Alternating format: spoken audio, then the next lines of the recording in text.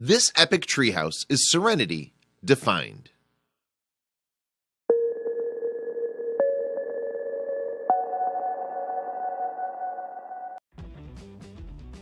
Teresa and David worked closely with their friends to come up with the perfect design. Every detail had to be perfect. After their ideas had culminated into one perfect plan, David got to work on the drawings.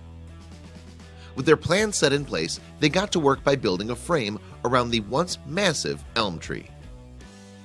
During their free time, they gathered materials and started to shape their vision with skill and hard work. Their friends offered their talents and wanted to be a part of the build. After all, they'd be using it as well. With the base built, they had a platform to work from so they could safely reach the top of the tree. Their measurements would have to be perfect if this was going to line up with the rest of the project.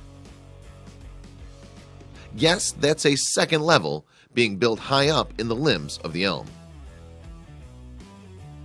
Teresa started working on decorations and things to make this structure feel less rugged and more comfortable. A view from the top.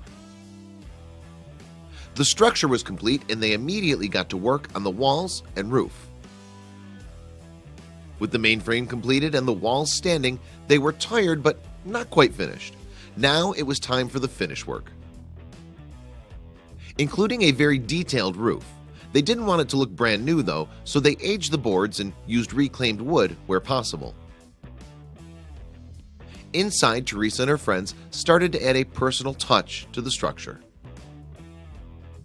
These guys know exactly what they're doing. I am impressed so far. On the first level, they hung antique jars turned into lights, built a table, and used the cut branches as stools. Inside, they hung a chandelier made from collected antlers around the area. The windows were cut around the branches, making the elm a focal point, like it was before it was hit with Dutch elm disease. A view from one of two lofts. Take a look at the pulley system holding the chandelier. Absolutely beautiful and makes for changing bulbs very easy.